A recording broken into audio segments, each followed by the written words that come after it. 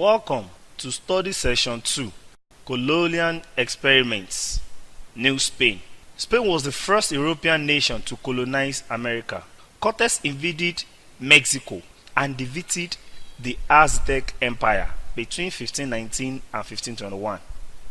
By 1533, Pizarro had conquered the Incas of Peru. Both civilizations possessed artifacts made of precious metals, and the Spanish searched for rumored piles of gold and silvers. They spent expeditions under Hernando de Soto, Francisco Vanquez de Coronado, and Alva Nunes Cabeza de Vaca, as far north as what is now Kansas and Colorado. They were looking for cities made of gold and did not find them. But in 1545, they did discover silver at Potos in what is now Bolivia and in Mexico around the same time. New World gold and silver mines were the base of Spanish wealth and power for the next 100 years.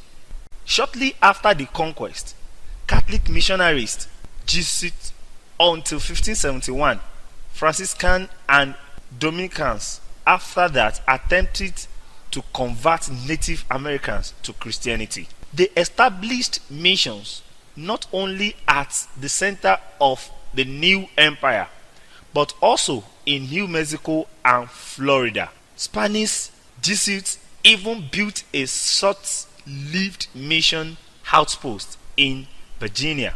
After defeating indigenous peoples, Spanish conqueror established a system of forced labor called encomienda. However, Spanish governmental and religious officials disliked the brutality of this system. As time passed, Spanish settlers claimed land rather than labor, establishing large estates called haciendas. By the time French, Dutch, Swedish and England colonies began arriving in the New World in the early 17th century, the Spanish colony in New Spain, that is Mexico, New Granada, that is Colombia, and the New Caribbean were nearly 100 years old. The colonies were a source of power for Spain and a source of jealousy from other European nations. New France. By the 1530s, French explorers had scouted the coast of America from Newfoundland to the Carolinas. Samuel de Champlain built the foundations of what would become French Canada, that is New France. From 1604 to 1606, he established a settlement at Acadia in Nova Scotia, and in 1608 he traveled up the St. Lawrence River, made contact with Huron and Algonquin peoples, and established a French settlement at Quebec. From the beginning, New France concentrated on two activities: fruit trade and Catholic missions. Missionaries and traders were often at odds, but both knew that the success of New France depended upon friendly relations with the native peoples. While Jesuits converted thousands of Native Americans, French traders roamed the forest. Both were among the first white explorers of the interior of North America, and France's ties with Native Americans will have important implications for the next 150 years. By 1700, the French population of New France was 14,000. French Canada was a strategically crucial break on English settlements, but the much smaller Sugar Island in the Caribbean, Saint Dominic, Guadeloupe, and Martinique were economically far more valuable to France Dutch settlements. Another contender for influence in North America was the Dutch. inhabitants of the leading commercial nation in the early 17th century. Sailing for the Dutch in 1609, Henry Hudson explored the river that now bears his name.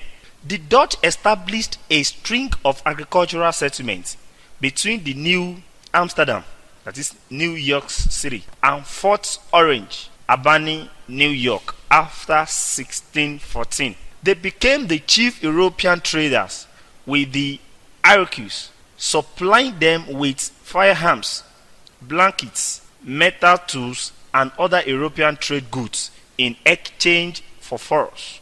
The Iroquois used those goods to nearly destroy the Hurons and to punish the Algonquins into Illinois and Michigan. As a result, the Iroquois gained control of the Native American side of the fur trade.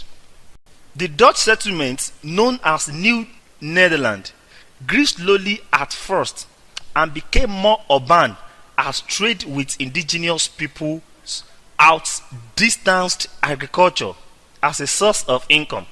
The colony was prosperous and tolerated different religions. As a result, it attracted a steady and diverse stream of European immigrants. In the 1640s, the 450 inhabitants of New Amsterdam spoke 18 different languages. The colony had grown to a European population of 6,000, that is double that of New France, on the eve of its takeover by England in 1644.